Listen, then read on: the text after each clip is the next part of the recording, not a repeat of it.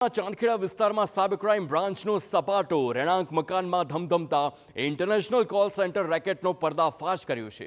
અમદાવાદના cyber crime બ્રાન્ચે Chandkheda વિસ્તારમાં એક મકાનમાં ધમધમતા ગેરકાયદે ઇન્ટરનેશનલ કોલ સેન્ટરનો પર્દાફાશ કર્યો।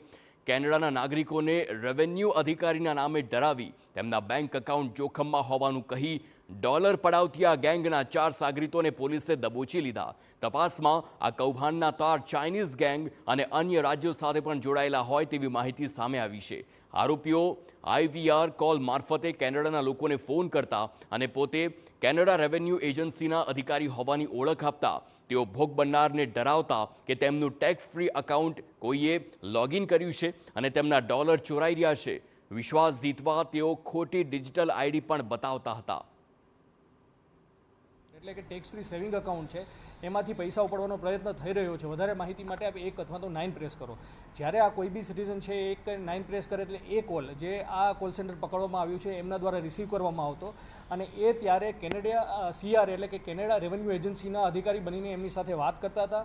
એમનો વિશ્વાસ કેળવીને એમની બેઝિક ડિટેલ્સ પહેલાં ફિલઅપ કરાવતા હતા અને પછી વેરિફિકેશનના નામે કે અમારે વેરીફાઈ કરાવવું પડશે કે આપના પૈસા કપાયા છે નહીં એ જાણવામાં બહાને એમની પાસેથી એમના અકાઉન્ટમાં કેટલું બેલેન્સ રહેલું છે એ જાણી લેતા હતા। આ કૌભાંડના મુખ્ય સૂત્રધાર છે ફાલ્ગુન પટેલ અને શિવાંગ ધાસમાના, જેઓ ફરાર છે। ફાલ્ગુન અગાઉ ઉદયપુર અને ચંદીગઢમાં પણ આવા જ કોલ સેન્ટર કેસમાં ઝડપાઈ ચૂક્યો છે। ફેબ્રુઆરીથી શરૂ થયેલા આ કોલ સેન્ટરના કેસમાં રોજના 200 કોલ થતા જેમાંથી 5 લોકો શિકાર બનતા। ટેલિકોલરને $100ની ઠગાઈ પર $2નું ઇન્સેન્ટિવ આપી લાલચ આપવામાં આવતી હતી, જેથી 20,000ના પગાર પણ આપવા માટે આવતા હતા। તો નાણાંની હેરફેર માટે તેઓ ચાઇનીઝ ગેંગનો ઉપયોગ કરતા હતા, જેમાં 40% હિસ્સો ચાઇનીઝ ગેંગને મળતો। સાયબર ક્રાઇમે હવે આ કેસમાં ચાઇનીઝ ગેંગના મૂળ સુધી પહોંચવા અને કેટલા ડોલરની ઠગાઈ થઈ છે તે દિશામાં તપાસ હાથ ધરી છે।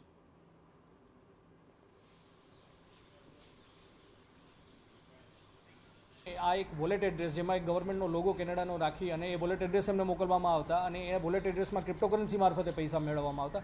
અને ત્રીજી છે એક વાયર ટ્રાન્સફર એટલે જે મ્યુલ એકાઉન્ટ ઇન્ડિયામાં જેમ યુઝ થાય છે અલગ અલગ સાયબર ફ્રોડમાં, એવી રીતના કેનેડામાં ખોલેલા મ્યુલ એકાઉન્ટમાં આ પૈસા ટ્રાન્સફર કરાવતા। અને આ બધા જેટલા પૈસા મેળવેલા છે એ ફાલ્ગુન પટેલ અલગ અલગ એક ચાઇનીઝ કોઈ પ્રોસેસર છે એમને દ્વારા કન્વર્ટ કરાવી અને 60% એ ક્રાઇમની પ્રોસીડ છે પોતે મેળવતો।